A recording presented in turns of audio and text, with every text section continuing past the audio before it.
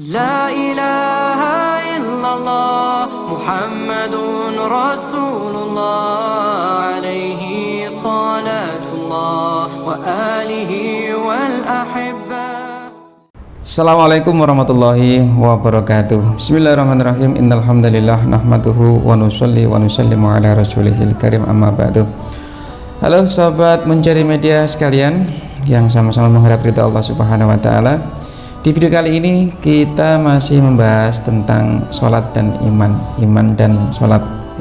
Kalau kemarin kita membahas tentang bagaimana cara mendapatkan iman, ya bisa dilihat di video sebelumnya. Sekarang hal-hal yang mempengaruhi iman. Nah, sahabat sekalian, perkara yang paling penting dalam kehidupan dunia yang sementara ini dan akhirat yang selama-lamanya ini adalah perkara iman. Karena iman ini adalah bekal utama di dunia yang sementara dan akhirat yang selama-lamanya. Tanpa iman, maka kita akan menjadi orang yang paling sengsara dalam kehidupan yang sementara ini, lebih-lebih kehidupan yang selama-lamanya, yaitu akhirat. Karena iman ini sangat-sangat mempengaruhi kualitas hidup seseorang. Kebahagiaan, kesedihan seseorang juga dipengaruhi dari iman yang tertanam di dalam hati kita masing-masing. Apakah orang yang beriman ini bebas dari kesedihan? Tidak, tetap ada kesedihan, tapi kesedihan yang ada pahalanya dan ada nilainya. Apakah orang yang tidak beriman, yang bebas hidupnya itu tidak bahagia karena bisa melampiaskan hawa nafsunya? Tidak demikian juga, ya kan?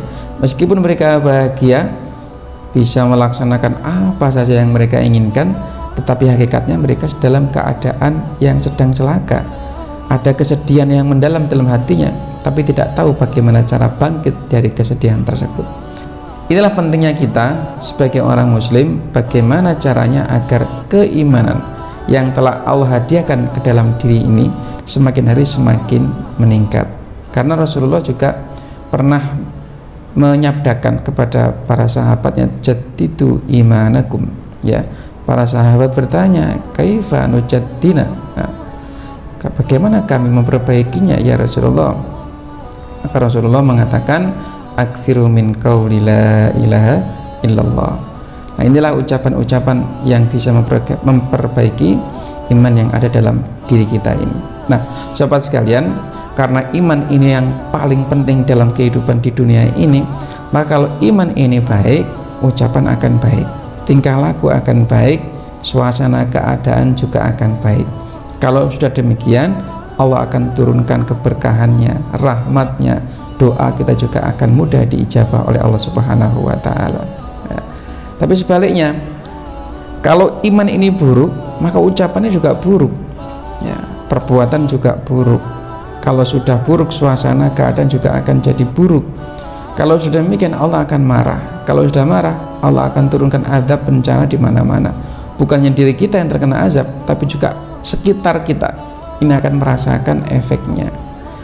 Maka inilah sahabat sekalian, kalau iman baik, ya kan, biasanya kita setiap saat, setiap waktu melakukan aktivitas apa saja diawali dengan bismillah, ya. Selesai, alhamdulillah. Ada masalah, masya Allah. Ada kejadian tidak enak, innalillahi wa inna ilaihi raji'un, ya. Menerima sesuatu yang nikmat, kita ucapkan alhamdulillahilladzi bi ni'mati tatimmus shalihat. Nah, inilah kalau iman kita memang benar, lurus, baik. Tapi sebaliknya, kalau iman itu buruk, wes ucapannya gak karu-karuan, ya. Kebun binatang akan terucap dalam diri kita. Perbuatan juga akan jelek juga. Nah, kita bisa lihat bagaimana akhlak buruk ini bisa kita lihat di sekitar kita mungkin, ya. Bagaimana orang-orang yang keimanannya ini bisa kita nilai, ya, bisa kita nilai, tapi tidak perlu kita ucapkan. Nah, sahabat sekalian, nah iman ini letaknya dalam hati. Mana hati, ya? Ya pokoknya di dalam ini, ya, hati itu, hati ada di sini. Nah, dan hati ini, hati kita, semua hati umat manusia ini dibangun oleh 4 saluran. Pertama, pendengaran, ini yang paling utama ini, ya, karena kita baru lahir aja yang berfungsi ini pendengaran kita.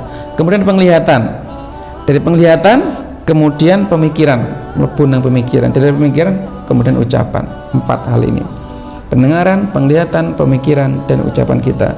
Dan yang paling dekat dengan hati kita ini lisan kita, sobat sekalian. Nah, maka penting sekali bagaimana lisan ini menjadi lisan yang lurus, lisan yang selalu mengucapkan kebaikan, lisan yang selalu mengucapkan kebesaran Allah Subhanahu wa taala. Allah Khaliq, Allah Malik, Allah Razik, ya. Kalau sudah demikian, Allah yang menciptakan, Allah yang memelihara, Allah yang memberi rezeki, akan ada sifat qanaah.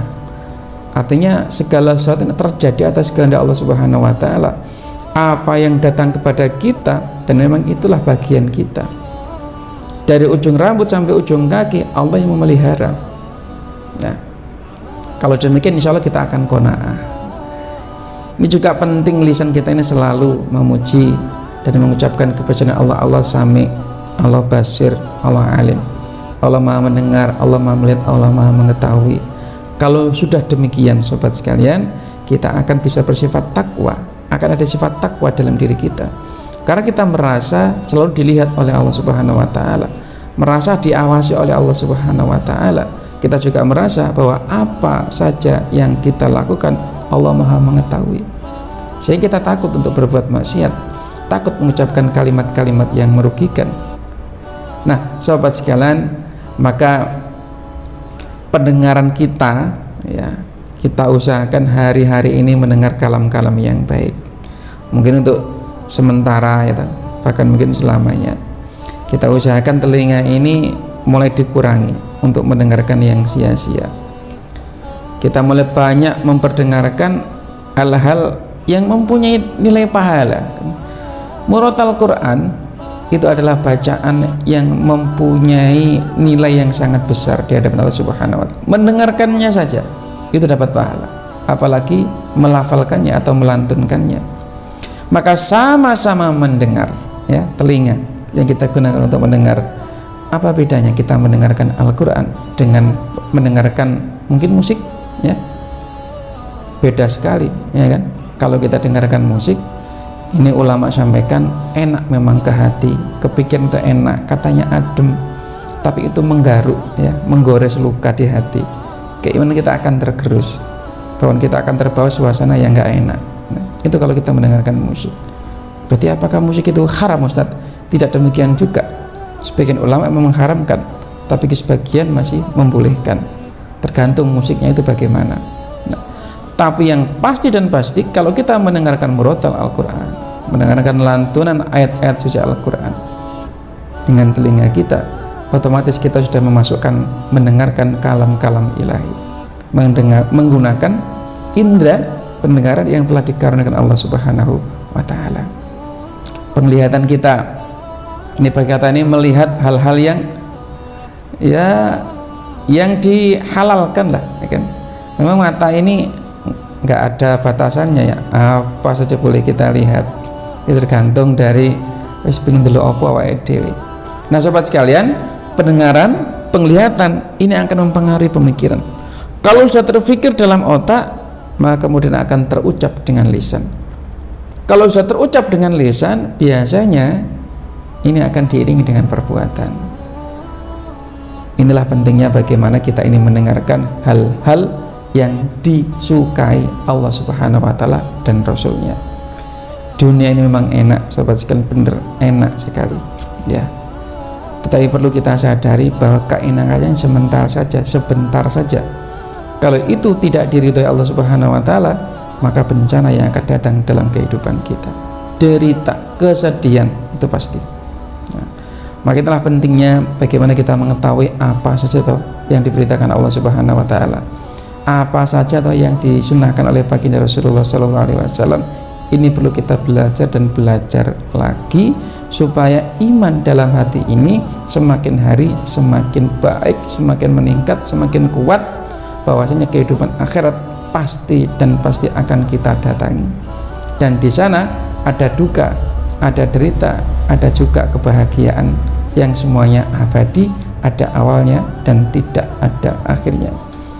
Makanya pentingnya sobat sekalian bagaimana kita memperbaiki iman, memperjuangkan iman, bahkan mengorbani iman, bi ambalikum wa anfusikum.